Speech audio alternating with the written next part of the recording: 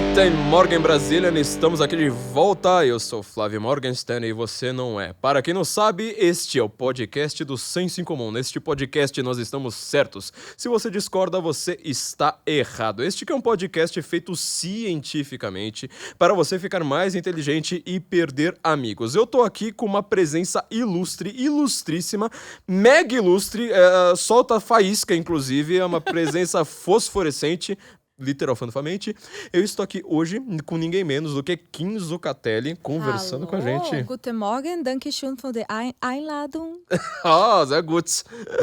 Direkt aus Deutschland. Ja. Kim, Sollen wir auf Deutsch sprechen? Dann können SDF nichts verstehen. wenn wir auf Deutsch sprechen, so. Ja. Vamos lá, gente. Eu tô aqui com Kim, eu quero apresentar a todos vocês que não conhecem a Kim. Deve ser mais ou menos 1% do nosso público, porque a Kim sozinha, ela tem mais público do que a gente fica Mas é morrendo de inveja. Então, mas essa é a ideia, a gente quer... Misturar todo mundo, Quer fazer um bem misturar. bolado. Aglomeração de público virtual. Sim. Acho que a gente vai começar preso só por essa. A Kim, por favor, Kim, se apresente, porque você é maranhense, né, Kim? Não, na Você não verdade. Não. Você não é maranhense? Que história é essa? Eu nasci no Pará, na verdade. Você nasceu no Pará. tudo Sim, bem. mas eu morei muito tempo no Maranhão. Sou Kim Zucatelli, sou dentista de Você é formação. dentista. Moro na Alemanha há 5 anos. Fui por amor, sou casada com um alemão lá. E, enfim, uma longa história. Mas agora eu já nem sou mais dentista, no meio do processo desisti. Que também tem muito a ver com a Alemanha, a forma dos alemães de ser. E hoje eu trabalho com terapia ayurvédica. Por isso que você coloca um abacate do lado do seu nome. Isso, então trabalho com emagrecimento, terapias ayurvédicas, saúde. Bem, outro nicho mesmo. Você tem a semana detox, por sinal, Sim, né? Já que você aí eu pode fazer sou seu... criadora da Semana Detox. E isso aí é o meu bebê. Semana detox você pode explicar porque assim, boa parte do nosso público é composta por pessoas obesas mórbidas, sabe? Que só Não. come McDonald's e batata frita o dia inteiro. A boa parte do nosso público, a gente sabe que eles só se levantam com guindaste, né? A gente sabe que eles entram na parede, só entra pela janela, sabe? Quando quebra assim o muro e eles colocam o nosso público lá na cama. Porque esse é o nosso público médio. A Semana Detox, então, vai servir para o nosso público para eles largarem a mão de serem comedores de Quem traquinas, né? quiser também fazer, teremos em setembro, mas eu duvido muito que o público do Senso em Comum esteja precisando tanto. Vocês são Precisa sim, saudáveis. precisa. Você não faz ideia de como que é esse público, sério. Estão precisando, inclusive, tomar umas porradas também. Sigam a Semana Detox da Kim, porque é mens sana, incorpore sano, como vocês sabem disso aí muito bem. Kim, você então tá trabalhando com terapia, tá ajudando as pessoas a emagrecerem. Tô. Como que você Emagrecer. foi parar nessa? Explica aí pra gente. Então, é até interessante que eu posso contar. A minha trajetória tem um pouco de história também da Alemanha. Uau, vamos lá. Eu sou dentista ainda, né? Estudei aqui no Brasil, fui pra Alemanha. Eu tava namorando meu hoje marido. E uma das viagens, a gente namorava à distância, ele vinha pro Brasil e eu ia pra lá. E uma das vezes que eu fui pra lá, eu já era formada, eu comecei a investigar se seria possível eu revalidar o meu diploma lá na Alemanha de dentista. Uhum. Então, eu descobri uma brasileira que tinha uma clínica lá. Daí eu resolvi, dá pra eu trabalhar aqui. Eu trabalhava em clínica popular, tipo, trabalhava de 7 da manhã até 8 da noite e ganhava R$60, atendia, assim, 40 pacientes. Nossa. E aí eu cheguei lá e essa dentista brasileira que trabalhava lá, eu lembro até hoje que ela falou que ganhava, acho que 3.000 € por mês. E aquilo ali pra mim era, meu Deus, Uau, uma fortuna. muita grana. Será que dentista brasileiro deve ganhar mais que isso, né? Esses babadeiros, assim. Depende, né? Tem dentista que não consegue nem ter secretária. Tem dentista tem que de realmente... tudo. Pois é. Tem de tudo. Então, eu fiquei meio deslumbrada aí com a possibilidade. E decidi ir pra Alemanha, que eu tinha o Thomas, que é o meu marido. Nesse inteirinho eu também tava tentando fazer um doutorado, porque eu era recém-formada, como eu te falei, eu trabalhava em condições análogas à escravidão. E aí eu tava querendo um doutorado para poder me especializar melhor, para tentar ganhar um pouco mais de dinheiro. E como eu tava namorando o Thomas, eu falei, ele não, vem pra Alemanha, que eu te dou um apoio pra você estudar alemão. Você sabe, alemão é muito difícil, não dá pra você... Não é igual ao inglês, não dá pra você aprender alemão só assistindo série. E repetindo, não dá. Não. Então eu fui pra Alemanha em 2015, querendo buscar o meu sonho de ser dentista lá. Só que, enfim, aí é bem complicado você revalidar um diploma na Alemanha, de medicina também, eu acho que tudo isso. Talvez você tenha muitos seguidores também que tem vontade de morar tenha paixão pela Alemanha como exatamente, você. a gente vai entrar no assunto Alemanha logo. Então eu fui lá seduzida, lembro que eu cheguei lá, clínica linda, maravilhosa, eu vou vir pra Alemanha, vou ser rica, vai ser tudo. Enfim, fui pra lá pra aprender alemão, porque é bem complicado o processo. Já falo pra quem tem vontade. Então, assim, se você tem um diploma aqui, primeiro tem várias provas. Você tem que fazer uma prova de proficiência pra mostrar que você fala alemão. Primeira etapa, né? Isso aí, se você tá do zero, vai demorar uns 6 meses. Daí, estudei alemão, fiz a primeira prova. E aí, quando você passa, tipo, fala o alemão mesmo, daí você tem que aí você tem que estudar mais pra fazer uma segunda prova, que é da especialidade. Então, se você quer ser médico, você vai fazer essa prova de medicina, com assuntos mais técnicos. E se você é dentista, a mesma coisa. Daí, passei na primeira fase e comecei a estudar para a segunda fase. Estudei, passei também. E aí, entra um período que eu tive que trabalhar numa clínica lá como dentista. A intenção era eu trabalhar sendo supervisionada para aprender também com o meu chefe, que era fazer cirurgia, outras coisas, né?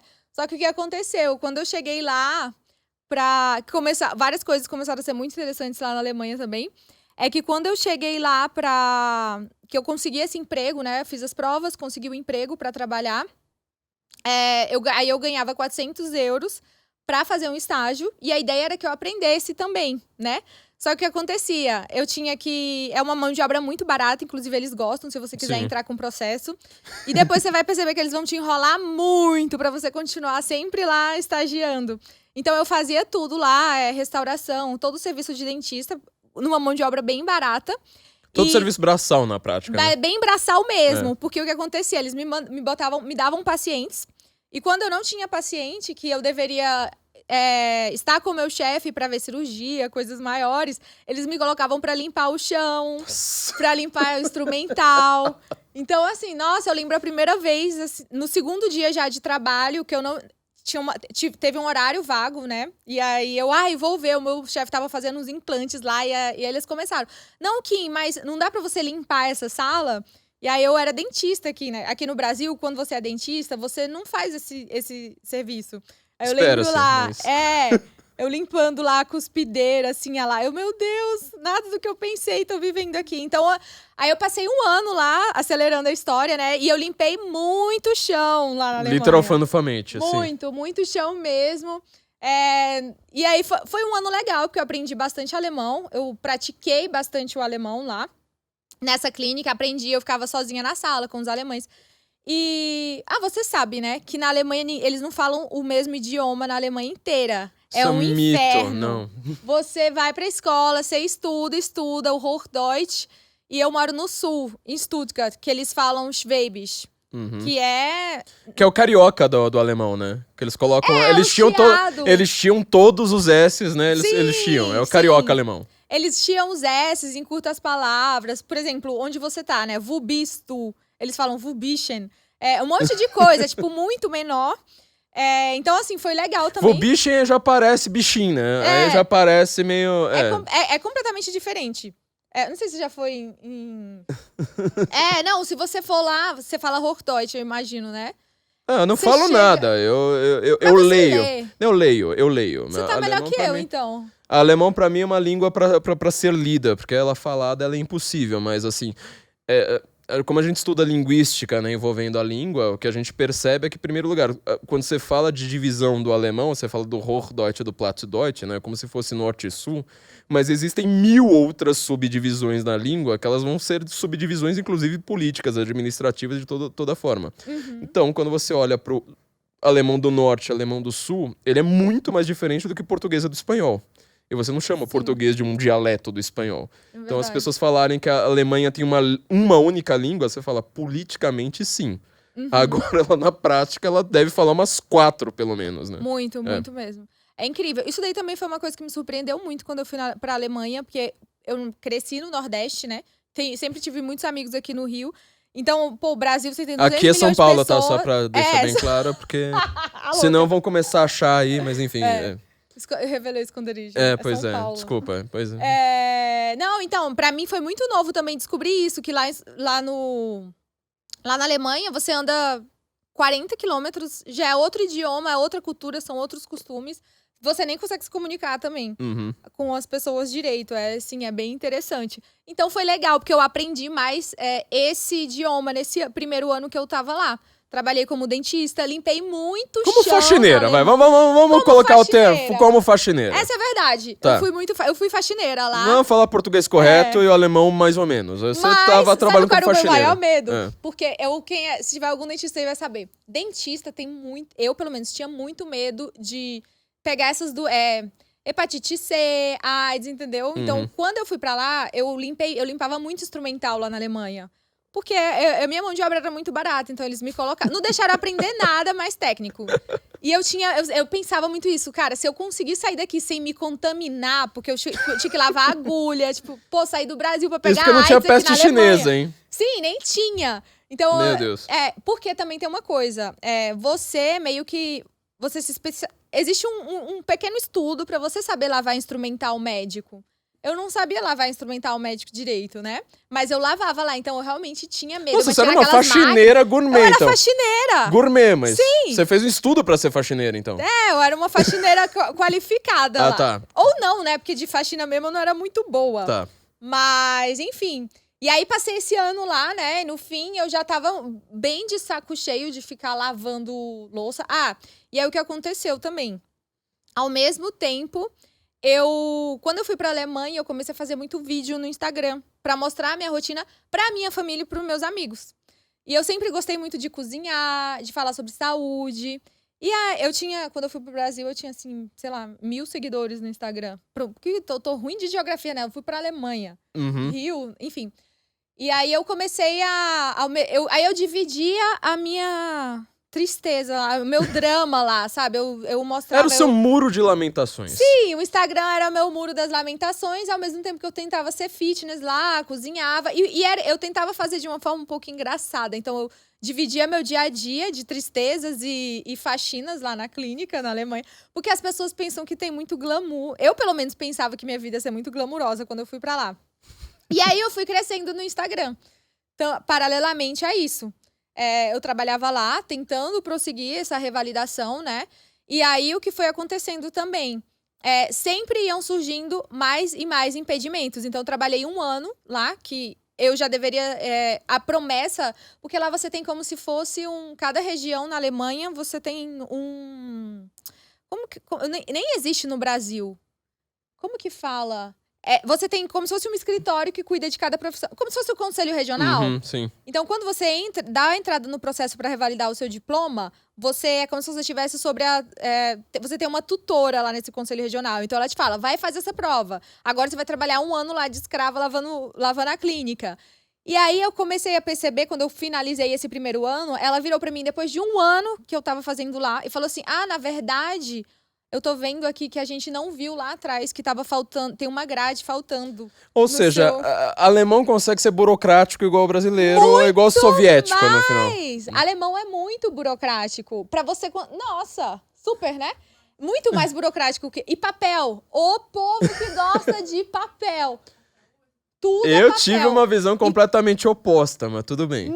Nossa, tudo lá é burocracia e papel. Eles amam papel, muito papel, muito, muito. Eu te contei que... Eu não te contei que eu não te conheço, não te conhecia antes, né? Tá vendo? Mas eu fui excomungada lá. Em papel. E tive que pagar. Você pagou pra ser excomungada? Uma história dentro da história.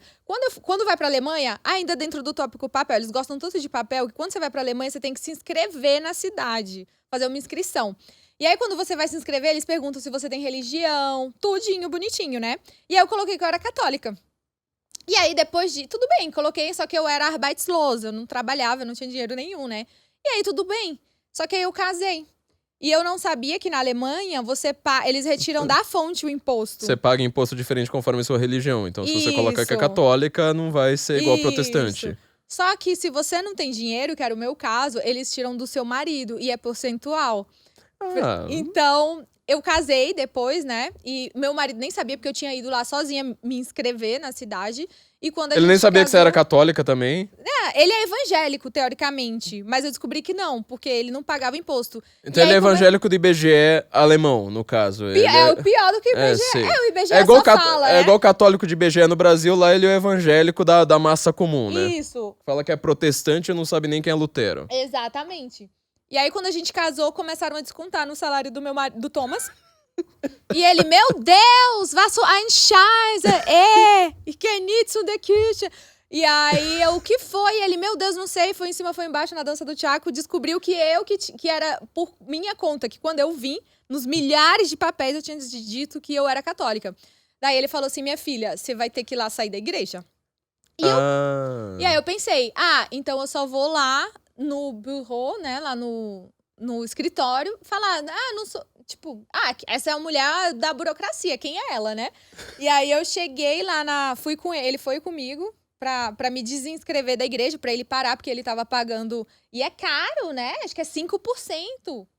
Pra mim, pra eu que era faxineira e ganhava 400, não era tanto, mas pra ele era saía bastante dinheiro. E daí a gente foi lá. Aí nós fomos lá nesse escritório, porque aí você tem que preencher uma papelada, marcar uma reunião. Sentei lá com a mulher, e daí ela me sentou, chamou o Thomas e era uma mulher assim, de terninho, normal. E ela falou assim: você não acredita mais em Deus? Aí eu olhei assim pro meu marido, já eu queria matar ele, assim, me pegou, sabe? Ela, você não acredita mais em Deus? Aí eu fiquei, e agora? Que eu respondo. Aí eu, acredita, ela, então por que você quer cancelar? Ela falou, cancelar o seu batismo. Aí eu, não, mas eu não quero cancelar o meu batismo. Ela, mas se você disser que você tá saindo, o seu batismo tá cancelado. E aí eu fiquei tensa, meu marido me cutucando, Thomas, vai, diz que não, manda brasa, sai desse negócio que eu não vou mais pagar. Eu, então, pode cancelar. Ela, então, vai custar 50 euros. E aí, peraí, imprimiu umas 6 folhas. Aí ela assina aqui, cartão ou dinheiro. Daí eu paguei no cartão lá, paguei os 50 euros, assinei um monte de papel, ela também me deu mais um monte de cópia. E segundo ela tava cancelando o meu batismo. Mas assim que tem que ser, sabe? Na hora que você sai da igreja, você vai lá e paga um monte pra igreja. Mas eu não me... Você acha que eu tô excomungada? Sim. Sério? Exato, você precisa se confessar, explicar tudo e voltar a pagar imposto pra igreja. É exatamente isso. Eu não me considero... E agora? Eu vou te falar uma coisa muito séria. Você entende mais do que eu de teologia. Não, eu vou falar uma coisa muito séria pra quem não sabe. Em primeiro lugar, a Alemanha, ela tem um sistema muito antigo, no final das contas. Porque esse negócio de você pagar o que você deve pra igreja devido a uma fonte é o modelo normal. Inclusive, boa parte dos Estados Unidos é assim. Ou seja, você tem ordem, inclusive, de presença na missa. Que é pra ver assim, fala assim, o padre ele vê pelo seu dízimo. Ele divide o seu dízimo semanalmente. Vários padres americanos que eu conheço fazem isso, semanalmente. Nossa, que é pra saber se você foi na missa. Ele te dá uma bronca. Fala assim, eu não tenho a sua assinatura aqui, então significa que você não veio na igreja. Mas eu fui em outra igreja. Fala assim, não, então tudo bem. Só que se você não veio, você precisa confessar. Os caras eles são rígidos com comunhão e com tudo. Agora, você sabe por que boa parte dos países europeus se convertem tão rapidamente ao islamismo? Não. Porque islâmico paga menos imposto dentro do islamismo. Porque o islâmico ele tem 5 impostos para pagar. Um cristão ou judeu dentro do islamismo, ele tem 1. Promoção. Então, assim, só que, assim, este único imposto, ele pode variar, assim, às vezes de 1% para 50%. Não tem clareza nenhuma dentro do Corão. Então, dependendo da época da dominação, eles vão lá falar assim, não, em primeiro lugar a gente tá aqui, ó, só crescendo, todo mundo agora se chama Mohammed, agora tem 4 mulheres para ter filho à vontade, beleza. De repente, a questão de imposto vira do avesso. Então, se você pagando só um imposto, você tá pagando mais. E aí ele vai lá e te converte com esse chamariz e fala assim, olha, mas você vai pagar menos imposto. Então o islamismo é a religião que mais cresce no mundo, continuará sendo a religião que mais cresce no mundo, e ele é um grande chamariz justamente porque ele cai nessa, mas você precisa se confessar assim e você tá lascada. Você acha mesmo? Não, eu tô falando sério, mas óbvio, você assina um papel falando, tô cancelando meu batismo, você acha que você não tá excomungada? Qual a lógica disso? Mulher de terninho. Ih, minha filha, uma burocrata mandando na igreja agora. Ah, não, pelo amor de Deus. Uma soviética, era uma fã do Lenin que tava lá falando, você tá querendo se excomungar e custa 50 euros, você pagou. Foi isso. Foi. Não, então eu falei nossa, mas eu fiquei... Eu ainda tô sem entender se é um assunto que mexe comigo. Claro que é, minha filha, mas qual a dúvida? Não? Eu fiquei... Você assina um negócio falando, eu tô cancelando meu então você batismo. tá falando que você acha que eu realmente cancelei meu batismo. Óbvio. Ei, sabia que faz todo sentido? Porque assim, a minha madrinha, ela é super esquerdista. Ela é super esquerdista, a minha madrinha. E a gente começou a ter muito atrito desde das últimas eleições. Sabe? E ela não fala mais comigo há muito tempo. Será que foi isso? Tem foi uma influência, interferência divina? Tem que rezar a quaresma de São Miguel e vai se confessar. Eu tô fazendo a quaresma de São Miguel. Isso, muito bem, já é um bom começo. Mas vai lá se confessar, explicar toda a situação e falar, Será olha... que eu falo pra minha madrinha? Eu paguei pra cancelar meu batismo e ver o que você tem que fazer na igreja, porque você tá lascada. Mas enfim, você tava falando... Eu quero saber a parte. Onde que você saiu da parte de ser faxineira? E você resolveu virar, porque você tava ganhando seguidores no Instagram. Você reparou vou chegar lá. Tá, então, aí eu era faxineira e ao mesmo tempo eu compartilhava de uma forma um pouco dramática isso. E a minha vida de saúde, que eu sempre gostei muito de saúde, de cozinhar, de nutrição. Eu sempre gostei muito de estudar. Eu jurava que você era nutricionista, mas Muita enfim. gente pensa, mas eu sou dentista e metida no mundo fitness. Mas agora eu sou terapeuta Ayurveda. E na Alemanha, eu sou dietitian. É Ernährungsberater, que é meio que eu posso fazer uma dieta pra você. Uhum. No Brasil, Você é uma dietista. Uma dietista, O dietitian, né? Em inglês. No Brasil é só nutricionista mesmo que pode. Isso daí também é uma diferença, né? Porque na Alemanha, personal trainer, nutricionista, são cursos de 6 meses. Você faz à distância. Psicanálise. São vários desses. Inclusive, todo médico na Alemanha, a gente adora falar, né? Tipo, como eles são grandiosos, não sei o quê, grandes universidades. Eu acho que 90% dos médicos alemães são também homeopatas, né? Ai, muito. Lembrei de uma história que Você aconteceu vai agora. lá, os caras levam esse negócio muito a sério. Falam, não, aqui... Mas você quer pela alopatia ou homeopatia, né? Sim, eles perguntam. Eu fui agora num médico antes de vir pra cá, porque eu queria saber se eu tomava ou não produto químico lá, O produto né? químico, sim. E aí eu cheguei no meu médico, que lá na Alemanha, você se inscreve... a burocracia. Você se inscreve, você também tem que encontrar o seu médico. Você não pode ir em qualquer médico. Você tem que ter o teu Hausarzt lá. E aí a gente chegou agora, fui com meu marido pra ver, porque nós tivemos a peste chinesa. Uhum. E aí a gente foi fazer o teste antes, e aí a gente chegou lá e ele já coloca uns metais assim em você, pra detectar a presença. Quando você tá lá, você responde no questionário se você quer homeopatia ou não. Ele é também todo místico, assim. Eu gosto, porque eu me formei em terapia Ayurveda também. Muito por isso, na Alemanha, o pessoal gosta da macumbinha, assim, Oriental. Oriental, isso. Mas eu também tenho uma teoria pra isso, já falo. Enfim, mas só pra concluir também, lá, esse nosso médico, a gente fez o teste, a gente pegou ano passado, aí deu bastante anticorpo e ele falou assim, olha, eu não vacinaria. Ou eu falei a palavra que não pode, né? Não, mas não tem problema no podcast, não, pois né? Mas ele até nos aconselhou a gente a não tomar, porque a gente ainda tinha. Uhum. Aqui no Brasil, ninguém liga, né? Pra quem teve a peste. Não, aqui no Brasil o negócio é o seguinte... Exato. Jovem. Inclusive, assim, eles dizem que tá 100% das pessoas vacinadas e ao mesmo tempo você tem que comprovar. O que mostra, assim, que a questão lógica, ela é impermeável à política, entendeu? O político, inclusive, eles estão censurando as pessoas, né? Quebrando sigilo em nome da ciência. Essas pessoas não conseguem perceber uma conexão, assim, tipo... Ou tá 100% vacinado, ou você precisa comprovar que você tá vacinado. Cara... Tertio non datur e vocês são tudo retardado. Mas se você vai explicar... Bom, explicar o Brasil para um gringo é muito mais difícil do que explicar a Alemanha para um brasileiro. Mas, enfim, é isso. É verdade. Aqui a gente é bem criativa, assim, no modus operandi. Todo artigo que eu vou mandar pra Alemanha, eu sempre falo, cara, eu preciso explicar o gosto da jabuticaba pra vocês, porque vocês não vão entender. Quando eu coloco o artigo, meu editor, ele sempre vai lá e tenta amenizar. Eu falo, cara, não dá pra amenizar, é desse jeito mesmo. O cara fala, não, mas isso aqui não faz sentido. Eu sei que não faz sentido, mas o que eu posso fazer, caceta? É isso, mas enfim. O Brasil é uma loucura também. Mas enfim, aí e olha que a Alemanha, eu acho a Alemanha bem doida. Por isso que eu fico surpresa também nessa questão deles ignorarem quando eles pensam... Eu vi que eles estavam querendo fazer agora. Só entra em lugares fechados quem tiver o passaporte da vacina. Mas até na Alemanha, que é muito doida, eles reconhecem que quem teve a doença tem tem imunidade, inclusive, maior. Por isso que é muito louco o Brasil, assim. Porque, o que eu tava falando dos 8 meses. A Alemanha passou 8 meses fechada.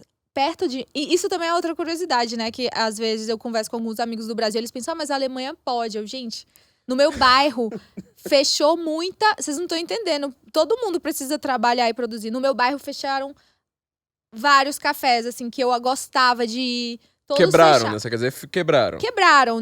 Fecharam pra sempre, assim, não tem mais condição. Uhum. Porque, por exemplo, eu tenho um amigo que ele, na Alemanha teve também algumas medidas, assim, de... Acho que eles pagavam 60% do salário das pessoas. Só que, um exemplo. O meu vizinho era garçom. Ele faturava 2.000, 3.000 euros por mês. Só que o salário dele era 1.000. O resto era muita gorjeta, tudo. Sim. Então, você paga 60%, que é 600 euros. Mas qual que era? O que ele ganhava ele ganhava antes? de verdade, né? As dívidas que ele já Sim. tinha assumido.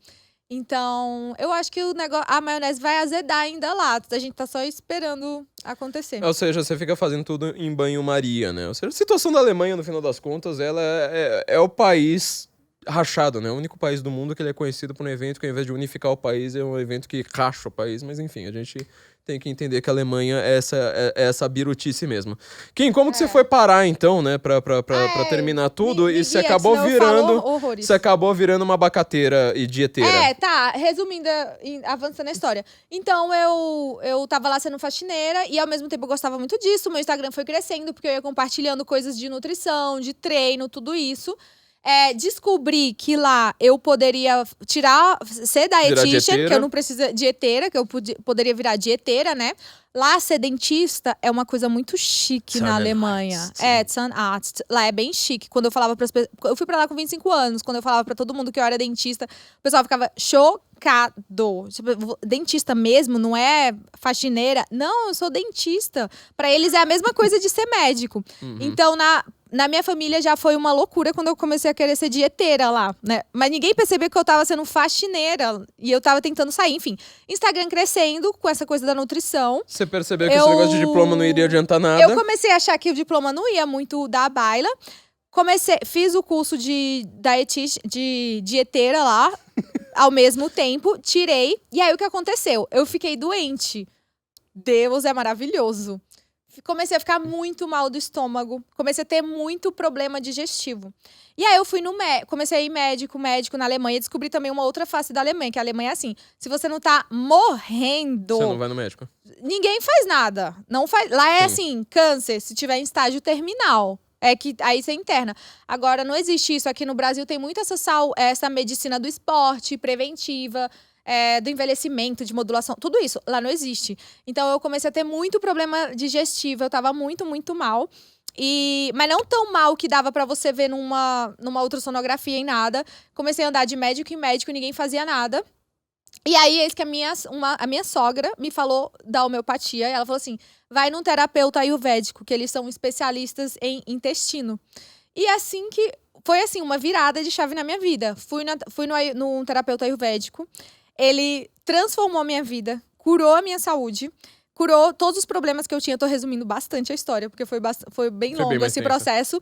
E aí eu me apaixonei por Ayurveda, Flávia. Aí apaixonei, eu falei, cara... Aí eu fiz a Semana Detox, é o que eu fiz que me curou. E aí eu me apaixonei, eu falei assim, nossa, quero fazer isso da minha vida e quero ensinar isso pra todo mundo. É o que você tá fazendo agora. É o que eu faço hoje em dia. Eu resumi bastante. Tudo isso aconteceu em 3 anos. Você tá vendendo abacate agora e Semana Detox. E aí foi um processo também difícil, porque aí eu tive que desistir, pedir demissão do meu emprego de faxineira. E também foi bom porque eu tinha um Instagram. Então, o que aconteceu? Eu também já comecei a ganhar... Eu tava ganhando mais com o Instagram do que quando eu decidi sair da clínica, eu tava fazendo... Não era muito difícil fazer mais do que 400 euros em qualquer lugar na vida, né? Mas eu comecei a ganhar mais com o Instagram do que eu fazia no meu emprego de faxineira lá. E isso também me deu coragem. Eu falo isso porque, às vezes, eu até recebo... Porque eu fiz essa transição de carreira. E tem muita gente que, às vezes, quer largar tudo pra fazer... Porque é muita loucura. Eu era dentista, uma coisa científica e tal, pra virar terapeuta ayurvédica, que é não é cientificamente... Tem muita coisa que já é cientificamente comprovado. Mas, querendo ou não, pra muita gente é um esoterismo. E na família do meu marido, eles cara, essa mulher é muito louca. Ela é dentista, tipo, o sonho de Brasileira. É doida. É brasileira. Porque lá não é tão comum ter ensino superior também, né? A maioria das pessoas, de todo o ciclo de amigos que eu tenho lá, só quem tem ensino superior é o meu marido e eu. Mas a Europa são países, é um continente inteiro de classe média. A classe média lá que, assim, hoje você, no Brasil, você ter diploma superior, você ser, às vezes, advogado, significa que você tá na classe média, você não tá na classe alta. Lá não, assim, quem tem diploma é só a classe altíssima. Isso. E o resto, assim, é o cara que tem uma casa bonitinha, não sei mais o que, mas assim, ele trabalha como atendente de loja, como qualquer uma dessas coisas, ou seja, a classe média lá ganha bem. O que seria a classe média, você precisa fazer faculdade para você conseguir ganhar o que eles ganham como classe média, né? Então, exatamente. Então é uma situação bem doida. Kim, por que você, então, no final das contas, você começou a ter um público bastante intelectualizado também? Então você Sim, você trabalha nessas duas frentes, porque assim, nosso público, como eu tô falando, tem um público aqui bastante intelectual. No Senso tem umas besta quadrada também que segue a gente aí, que a gente tenta dar umas pauladas. Mas nosso público, como eu falei, eles só levantam da cadeira com guindaste. Todos eles têm um problema muito sério de obesidade mórbida aqui no nosso público. Todo mundo só entra em casa quebrando-se a janela e botando o guindaste, botando eles na cama, porque todos eles são... O que te chamou a atenção? Porque assim, você tava numa área completamente técnica, foi pra uma área meio... de certa forma, meio esotérica, ou seja, daquela ciência oriental que não bate holística com os nossos conceitos, né? Aliás, a homeopatia também, ela adora falar esse termo holístico, dá muitos problemas. E no final das contas, você tá também chamando o tempo todo as pessoas para ler alguma coisa. Falar assim, olha, tem algumas coisas mais complexas na vida, aqui nas ciências humanas, que vocês precisam ler. Como é que se deu tudo isso também? Porque eu vi que você fez até o Guten Morgen Go, né? Fiquei surpreso com isso. Eu adoro história e filosofia. Então, o que acontece? Que inclusive é muito do que eu faço no meu programa, por mais que pareça. Pareça que não tem nada a ver. Na Semana Detox, eu faço uma mentoria. Então, eu faço 7 dias com ela. E o que acontece? Voltando um pouquinho atrás para contextualizar. Eu comecei a trabalhar como modelo com 14 anos. Então, eu sempre tinha sido uma criança muito magrinha. Só que toda mulher, quando entra na puberdade, a gente começa a ter mais estrogênio. E a gente começa a ter esse padrão de acúmulo de gordura no corpo que é bem feminino. Então, todo mundo engorda um pouco. Por que eu tô falando isso? Como eu era modelo e sofri essa transição, eu comecei a ter muita consciência de que eu precisava manipular o meu peso com dieta. Então, apesar de eu ter começado lá na Alemanha, mais a fazer o curso de dietitian, por ter trabalhado como modelo, eu sempre prestei muita atenção no que eu comia e como eu conseguia manipular o meu corpo. E eu sempre fui muito... determinada, assim. Se eu tinha um trabalho, eu tinha que perder peso, eu não tinha que comer, eu não comia. E eu sempre fui muito boa em fazer isso. E por que que eu fui... Eu sempre gostei de filosofia, de ler, de tudo isso. E eu percebi que as pessoas buscavam... Elas tinham uma forma muito hedonística de comer. E elas tentavam preencher todo o espaço vazio da vida delas apenas com comida. Então, na Semana Detox, por exemplo, eu faço um trabalho, a gente faz dieta, que é uma dieta ayurvédica de limpeza, mas eu faço muito um trabalho de fazer com que as pessoas busquem o sentido da vida, vamos pôr assim, né? Preencher a vida com outras coisas. Porque é um sintoma, quando tudo na sua vida você só quer satisfazer e preencher com comida, né? E assim, eu vejo essa relação muito essa relação que hoje em dia a gente vive num mundo de excesso, né? Tem muita comida que vai contra a nossa biologia. Tem muito prazer, né? Só prazer. E você tá satisfeito, só que você tá sempre na forma passiva. Você tá... Você sabia que a nossa biologia é toda feita para que a gente só pense em comer o tempo inteiro, né? Porque a gente foi desenhado para viver mais na escassez mesmo. Então, toda vez que você tem comida, você fala, opa, sim, é um tesouro. Toda a bioquímica do nosso cérebro, ela é uma engenharia perfeita para que você queira muito comer. Porque imagina, se a recompensa...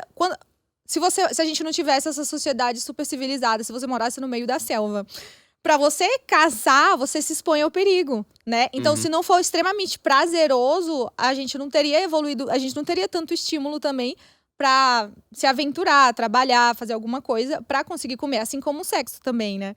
pra você tem que ser muito prazeroso, porque Porque ele a envolve gravidez a gravidez é um período que a mulher fica mais suscetível. Então, tudo que é necessidade básica, falando de uma forma a grosso modo, né? Tudo que é necessidade básica, a gente tem a biologia do nosso cérebro. Ela é perfeita para que a gente sempre queira buscar Fica aquilo muito. ali o tempo inteiro. É a Sim, parte baixa da alma, assim. Você tá sim. na passividade, só quer aquilo. Isso. É o A ratinho parte- lá correndo atrás do queijinho. A parte baixa da alma, você falou perfeitamente. Então, o Ayurveda... Agora eu misturei um pouco de ciência moderna. Tipo, o Ayurveda não fala nessa questão de biologia e tal.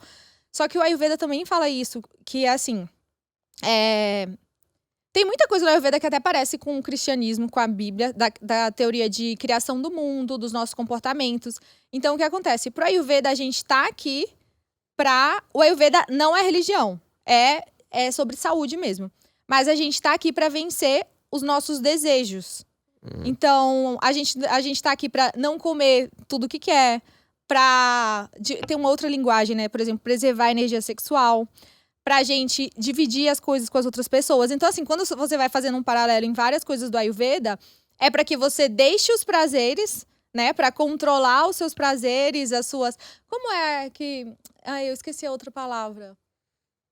Você consigo tá quase lembrar. estoica agora, né? Falando assim, olha, então, eu mas tô é que eu querendo tô misturando. ter autocontrole, controlar minhas vontades e falar, eu tenho uma versão acima de mim, um eu melhor que eu posso ser e que eu não sou agora, então, para isso eu preciso controlar minhas vontades atuais de só ter prazer. Então tem muito essa pegada, assim, do Ayurveda. Foi um misto, assim, de entender a biologia, que a gente realmente tem muito estímulo químico pra sempre buscar o prazer, esses prazeres mais baixos, sabe? Sexo, comida, acúmulo de riqueza. Ficar no videogame o dia inteiro. Sim, dopamina, sabe? Quando você ganha dinheiro, quando você... Tudo que a esquerda promete. A esquerda promete o mundo da dopamina. Também Tenha dopamina o tempo todo e Exatamente. aceite qualquer coisa depois. Só que prazer não traz felicidade. Exato. Hoje em dia existe a neurociência do prazer. Ó, o Ayurveda falava isso, se você estudar a Bíblia, tá falando isso. Buda tá falando isso. Todo mundo já sabia isso, assim, que Os prazer... estoicos falavam isso. Isso. O que é felicidade? Assim, pro Ayurveda, cristianismo também vai ter outra versão, né? Tem a neurociência da felicidade. Felicidade são as nossas relações e produzir. Por isso que quando é criança, você olha uma criança que gosta de brincar de Lego, ou gosta de brincar de casinha, a gente gosta de brincar de trabalhar, de produzir.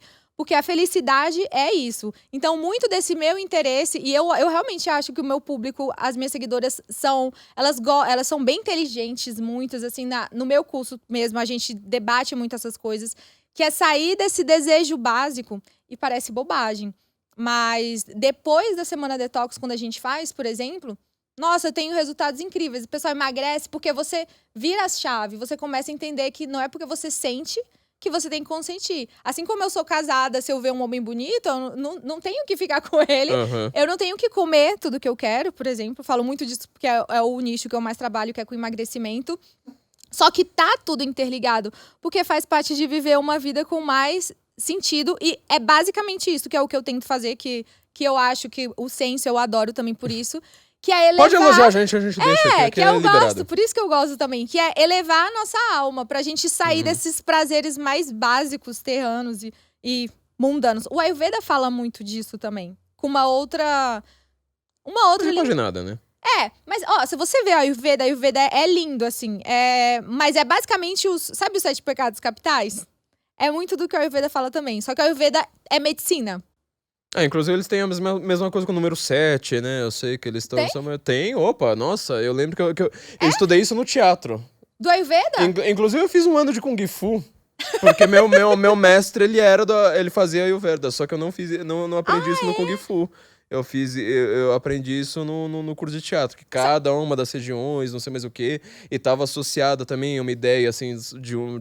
É que agora eu não lembro em termos orientais, né? Mas aquela coisa de... Existe um prazer dominante nesta região, e isso aqui tem um contraponto também dominante para cada uma das regiões, e até o pessoal lá, tanto da nova era quanto os tradicionalistas, os perennialistas, eles falam, não, ó, isso aqui é uma das provas de que existe uma unidade entre todas as religiões, porque todas elas falam do número 3 e do número 7, por exemplo. Então, no Ayurveda tem os 3 doshas, né? Que é Vata, Pitta, Kapha. É bem legal. Sabe o que eu acho legal também? Ó, por exemplo, eu aprendo tudo que eu vejo. Como eu trabalho com a Ayurveda, tudo que eu assisto, que eu vejo, que eu leio, todos os livros, eu fico comparando com a Ayurveda. Você tem um podcast muito legal sobre o islamismo. Que você fala como eles pensam, pensam, o né? Deus, né? Que pra eles é tipo, só porque Deus quer mesmo. É, Deus é vontade, né? O sim. Deus islâmico é pura vontade, enquanto o Deus cristão é logos. Uhum. Logos até você tem a ideia da matemática que a gente tem, né? De você falar de logaritmo, por exemplo, Sim. todas as contas. É porque existe uma razão ali. Então, razão não só no sentido racional, mas razão naquele sentido matemático, né? Uma divisão. Você tem uma razão ali perfeita, uma fração ali que ela é perfeita. Então, Deus cristão, ele é este logos que assim, é tudo determinado perfeitamente, só que assim, você consegue, pelo raciocínio lógico e pela parte discursiva, né? Diálogo, Uhum. você chega no Deus cristão. Inclusive, isso foi escrito em grego, né? Essa parte da Bíblia ela não foi escrita em hebraico. Ela foi escrita justamente para você usar a palavra logos, né? No princípio era logos. Enquanto Deus, Alá, né? Ele é um Deus de vontade. Ele fala assim, não, Alá quis e cala a boca. Então, ele não precisa ter lógica nenhuma. Ai, bem legal. Exato. O Ayurveda também tem uma teoria de como é que construção do mundo, surgimento do mundo. Só que isso faz todo sentido, porque a forma que o Ayurveda pensa que o mundo surgiu, mas eu sou católica, apesar de excomungada, mas eu sou católica. A gente vai rezar pelo seu... Eu vou sair daqui e me inscrever na catequese. Eu vou ter que fazer tudo de novo, né? Mas exato, mas você precisa, porque assim, se você não faz catequese, não vai lá se confessar, não vai lá explicar... Qual foi a última vez que você fez uma confissão? Tá indo na missa? Não. Então, filha... Eu tô excomungada real. Não tem católico que é assim, meu. Lembra do seu barriga? Seu barriga, quando ele vai lá, pergunta pro chave e fala assim, mas vai ter alguma vez que eu vou entrar nessa vila e você não vai me receber com uma pancada? Ele fala assim, não, sim, no domingo, quando estiver na missa. Quer dizer, você tá abaixo do nível teológico do Chaves. Meu Deus do céu, é verdade. Pois é.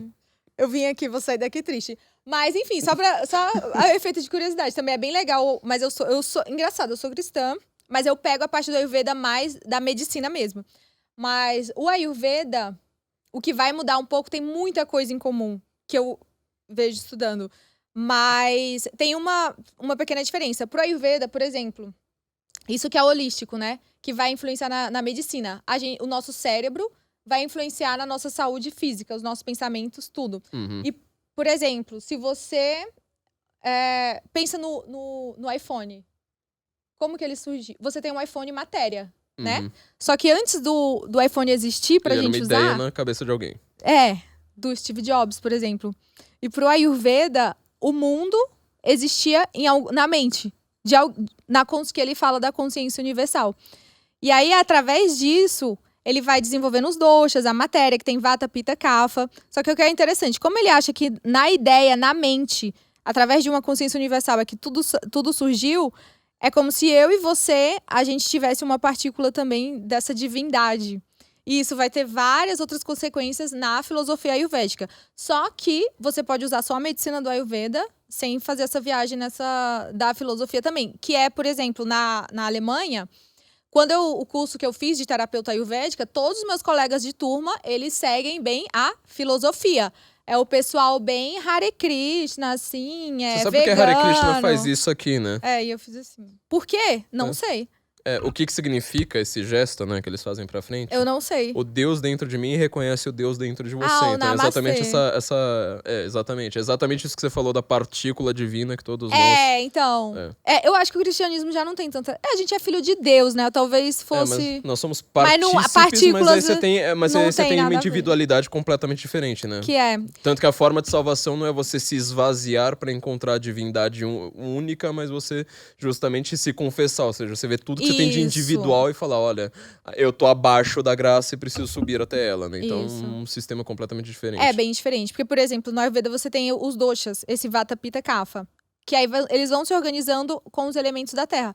Que, Flávio do céu, pra saúde, hoje em dia você entra lá no PubMed, que é o banco de dados onde tem os artigos, tem muito artigo com tratamento, comprovando já, coisas que o Ayurveda milhares de anos atrás já falavam. Só que, por exemplo, o Kapha, pro Ayurveda, que é um dosha que é terra e água, ele é ali a matéria mais concreta, é o final, assim, você tem a ideia vindo, né, passa pelo fogo, transformação, terra e água, que é a matéria. Então, é através da matéria que a gente vai desenvolver os sentidos, e aí você consegue experimentar o mundo. e ter esses prazeres mais Terrenos. E a ideia, o plano da vida é você fazer o caminho de volta, que é se iluminar, é o iluminar-se novamente, Eu falei né? que você tava fosforescente no começo, você deu risada, mas era isso aí. Eu não tô fosforescente, que eu fui excomungada. Ah, sim, tá bom. Talvez seja porque eu vou me iluminar aqui hoje e me confessar domingo. Você quer saber, ó, por exemplo, as 3 primeiras palavras da Bíblia. Lembra como é que é? No princípio criou Deus. Ah, eu lembrava. Ó, tá vendo? No princípio criou Deus. Se você pega a Bíblia em hebraico, tá lá, Bereshit, no princípio, bará, que é um verbo que a gente traduz como criar, mas ele só é usado na Bíblia no contexto de divino, né? Deus cria no sentido de não existia algo aqui, agora existe, né? É o único uso. Bereshit, bará, Elohim. E Elohim tá no plural, sendo que bará tá no singular, mas enfim, não vou entrar nessa.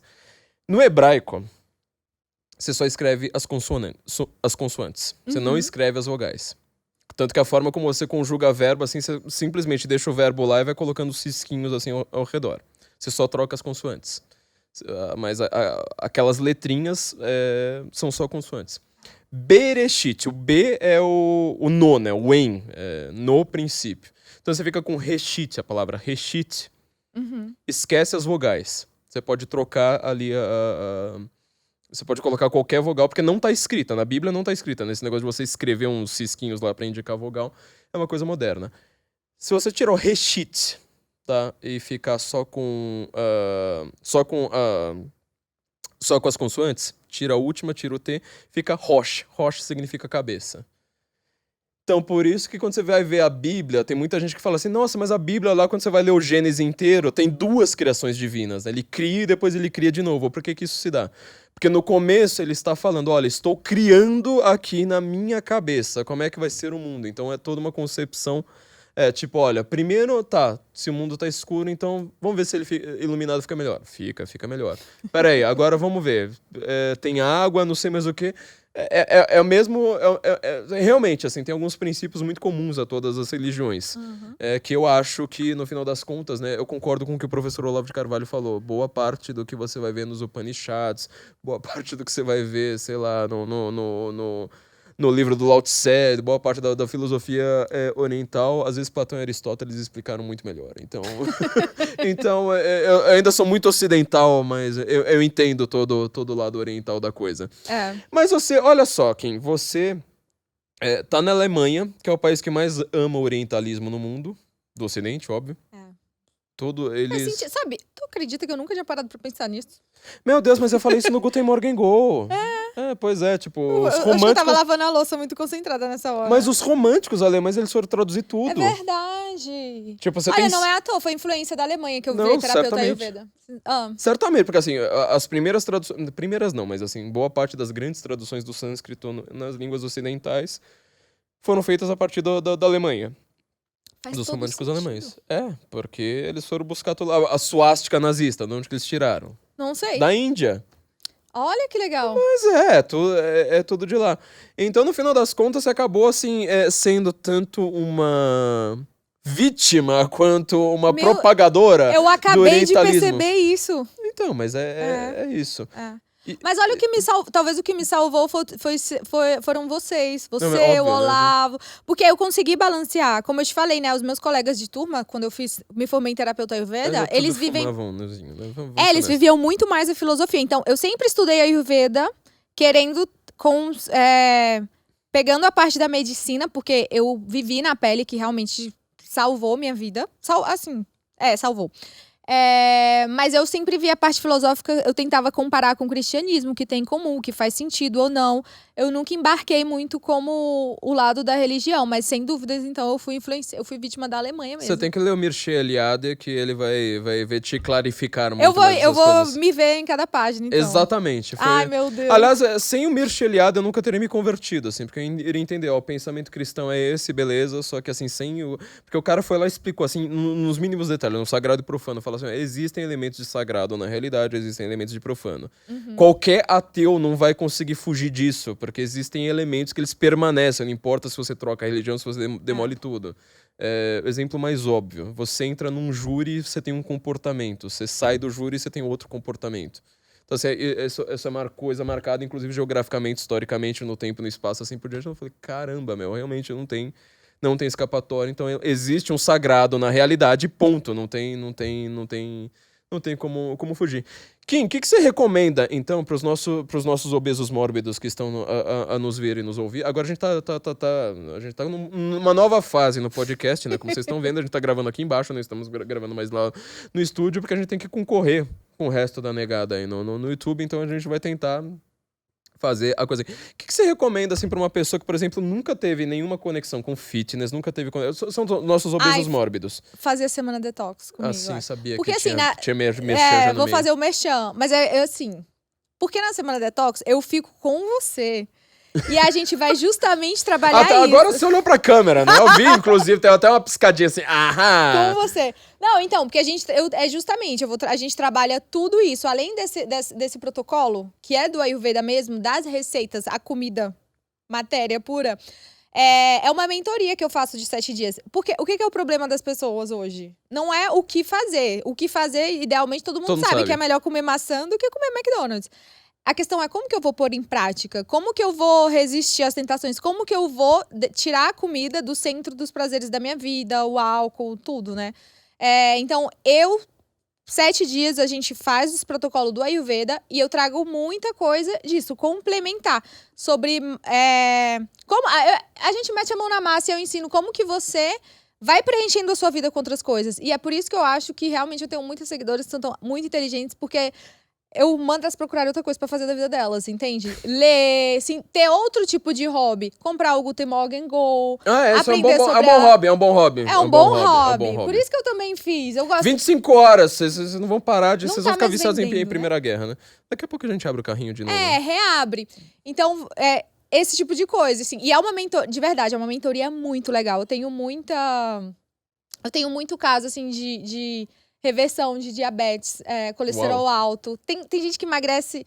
tem gente que emagrece 2, mas tem uns casos extremos que emagrece 6, 7 quilos em 7 dias. Nossa Lógico que não é Senhora. tudo de gordura, mas é porque você desinflama. E aí a gente faz várias práticas pra tentar...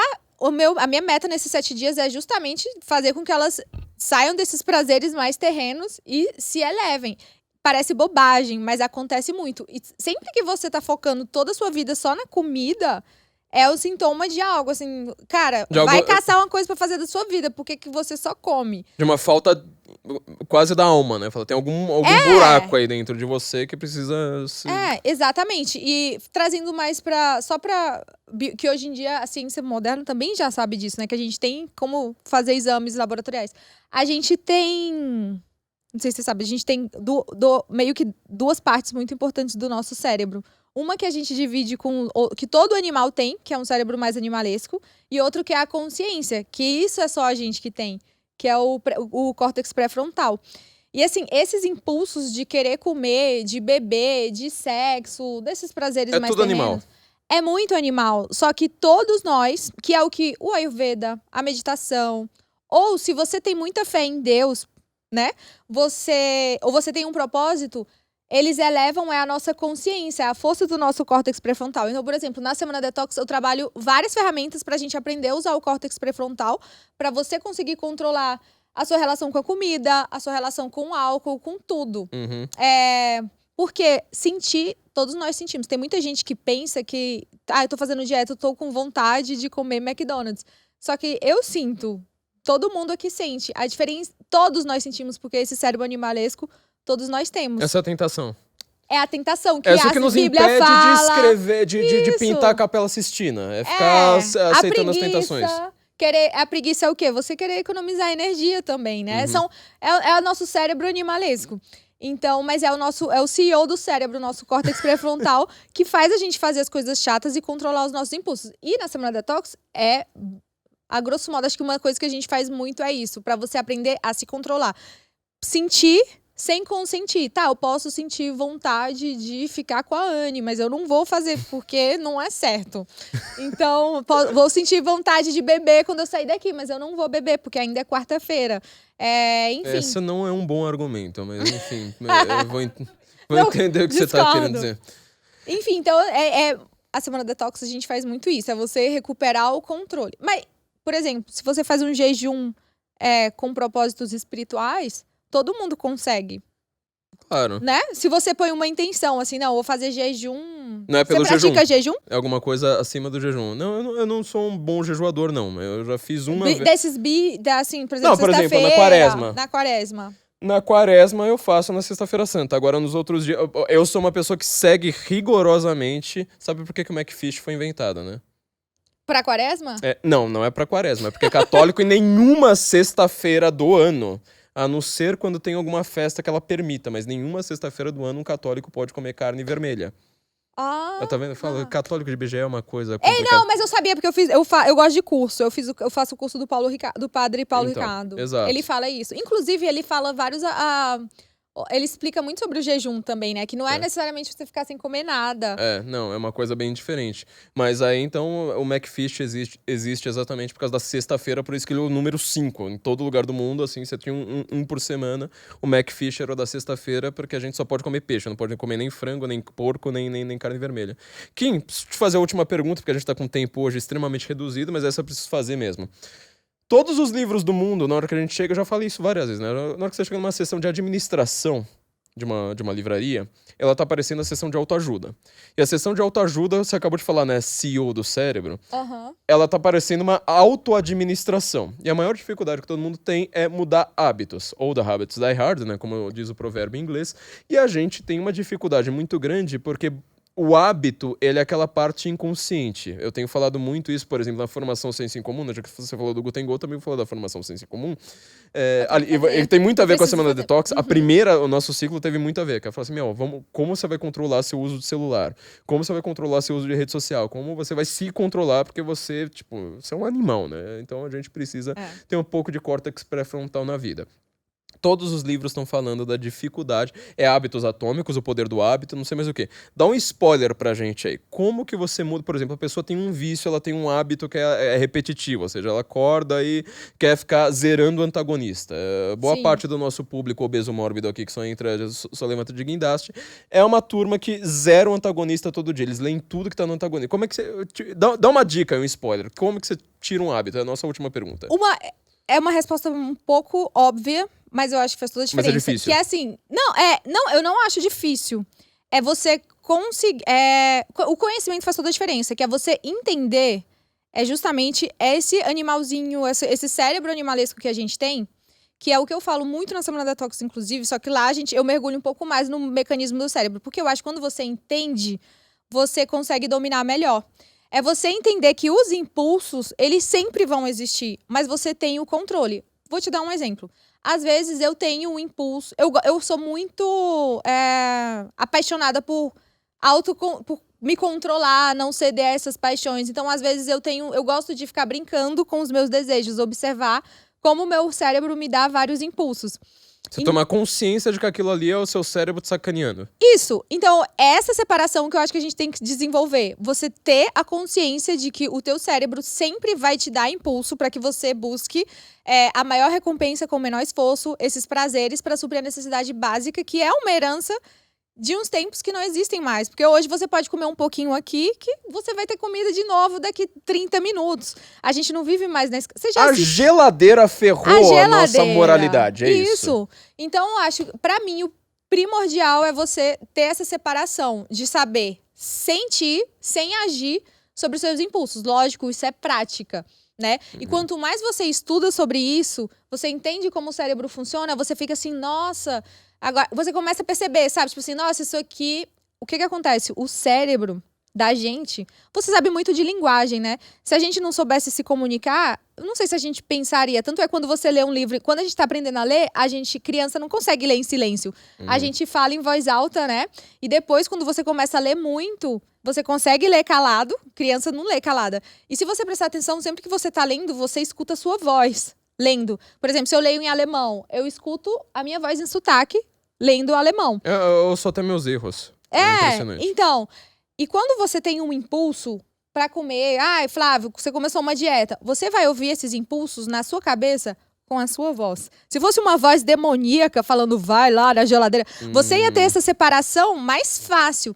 Então, por que é difícil as pessoas entenderem? Elas porque não veem o diabinho do desenho animado. Porque a tua mente tem a tua voz. Então, por exemplo, quando tu chega em casa à noite, é a tua voz, não é você. Não é o teu córtex pré-frontal, é o teu cérebro animalesco. Mas ele tem a tua voz, porque tu só pensa com a tua voz. E ele fala assim, Flávio, você trabalhou o dia inteiro, mas você merece comer um pouco do McDonald's. Pra que ir pra academia? Você tá cansado, vamos amanhã. Tudo isso, na Semana Detox, quando você estuda mais, fica mais claro. Mas todos esses impulsos que você escuta na sua voz, com a sua cabeça, são esse instinto bem animalesco. E dominar os seus desejos, os seus vícios, é fazer essa separação. É você aprender a ouvir. E já tô há muito tempo nessa estrada. Eu escuto esses impulsos, às vezes eu dou risada. Eu sento no sofá e gosto de ficar pensando assim. Eu escuto a minha voz falando assim, nossa, ela tem um monte de chocolate ali na geladeira. Ia ser tão legal se a gente ligasse um filme na Netflix agora, sentasse e começasse a comer tudo. Eu tenho isso, todo mundo tem. Só que essa separação parece uma obviedade. Só que as pessoas agem sempre, né, com esse impulso. Esquecem que do desenho animado, de perceber que a sua voz é um anjinho, um diabinho, e você precisa ouvir o anjinho. Eu nunca tinha pensado nisso. Kim, sensacional. Pena que a gente tá com pouco tempo, tá? Foi embora. Foi o máximo, não vi o tempo passar. A gente tá falando, a gente conseguiu Quanto tempo que a gente tá falando? Nossa, mais de 1 hora já, você nem percebeu. A gente já falou de Alemanha, já falou da burocracia, já falou sobre o fitness, já falou sobre os nossos diabinhos, já falou sobre as traduções da Bíblia, já falou... Cara, realmente a gente consegue... Pra me confessar. E você precisa se confessar exatamente. Rezem pela Kim, porque ela tá precisando. Rezem por mim também, porque a gente tá precisando. E, enfim, gente, olha, isso aí... Kim, apareça de novo aqui em São Paulo. Eu vou. Tá? Outubro eu tô aí. Outubro tá aqui. A gente vai convencer a Kim agora a ser uma presença frequente aqui, apesar dela ser de estar na Alemanha e ser fosforescente. Kim, muito obrigado pela sua presença. Eu que agradeço. Foi muito bom tomar chazinho com você. Eu tô chocada. Passou mais de 1 hora. Eu pensei que tinha uns 30 minutos. Pois é. Eu tô curiosa pra saber qual vai ser o título, eu nem sei.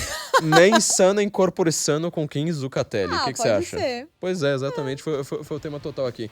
Então, gente, muito obrigado a todos. Vocês estão vendo, né? Vai ter a Semana Detox do Akin. Vai ter o Guten Morgen Go também, vai ter a formação Senso em Comum. Vocês precisam fazer todas essas coisas juntas e se confessar e também rezar pela gente, porque essa é a parte mais importante. Agradeço a presença de todos, agradeço a Kim aqui que veio deixar vocês menos obesos mórbidos e conseguir entrar algum dia pela porta.